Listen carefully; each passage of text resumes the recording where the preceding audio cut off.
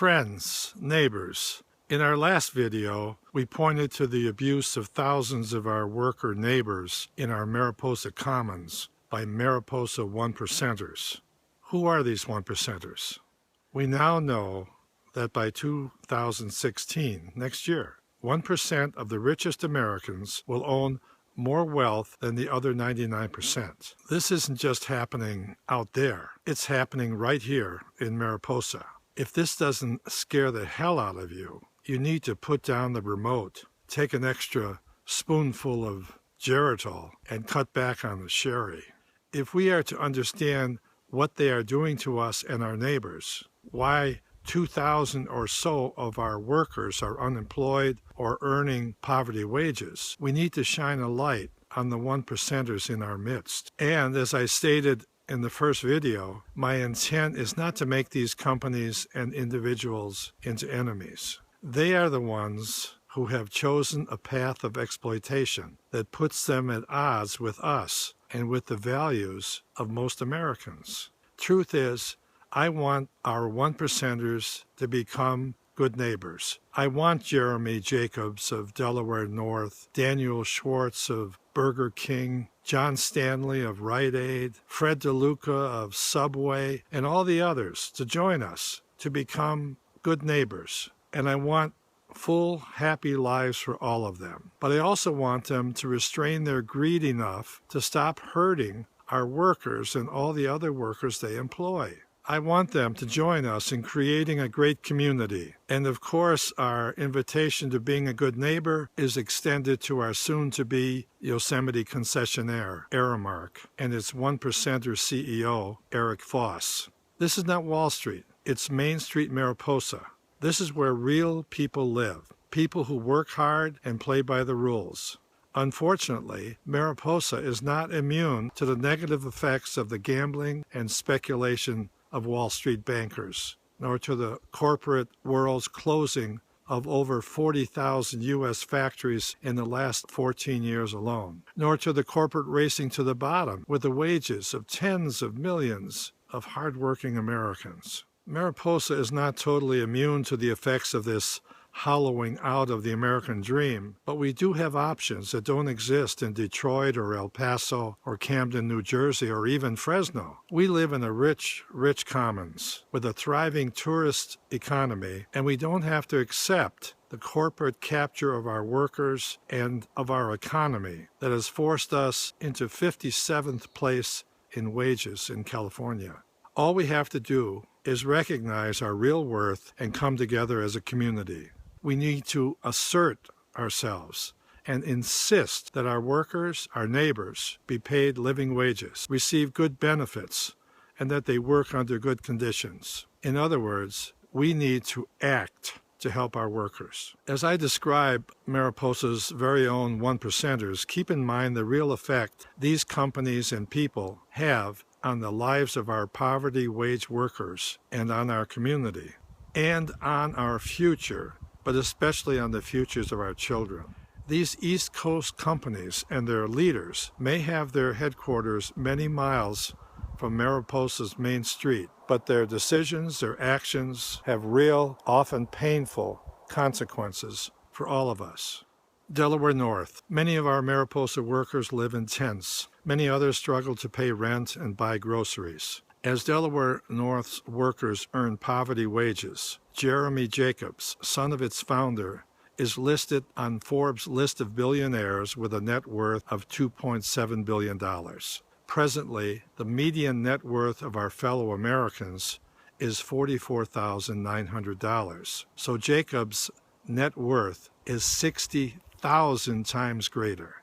The Jacobs family started and has owned Delaware North since 1915, and Jeremy Jacobs Jr., grandson of the founder, is the current co-CEO. Delaware North charges around $500 a night to stay in the Ahwahnee Hotel. The person who cleans the room, our neighbor, ought to share in the profits, but doesn't. On my last breakfast visit to the Ahwahnee, I paid $25 for an order of pancakes and a cup of coffee. The dishwasher, our neighbor, should be making a living wage, but doesn't.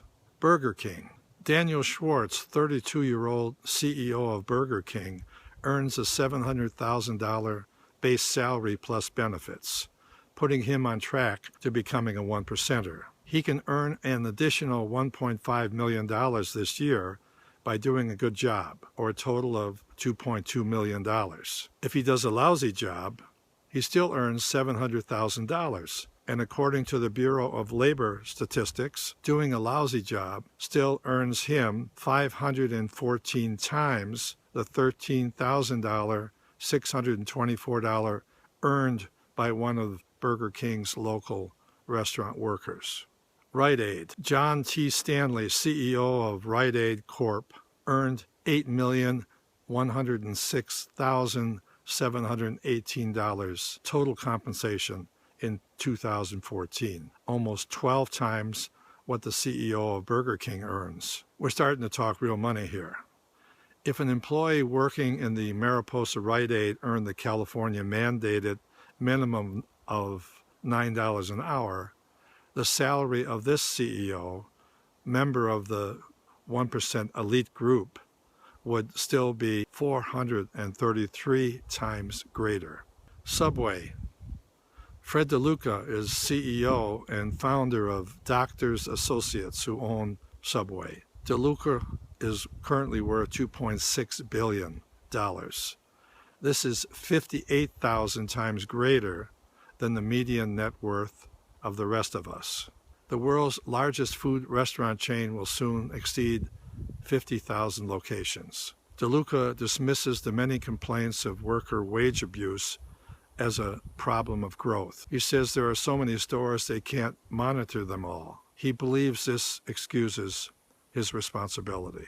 Many politicians and the corporations and super rich that now pay a major share of presidential and congressional campaign budgets believe that bailing out banks and giving more tax breaks to the rich and to corporations creates jobs. If this were true, all the money that has shifted to the rich and to corporations over the last 40 years should have caused us to be, in Nick Hanauer's words, drowning in jobs. He believes, as many of us do, that the real job creators are the workers and middle class who spend their earnings and create more demand for products and services, therefore creating more jobs. Henry Ford taught America this lesson when he paid his workers historically high wages, but clearly it's one we have forgotten.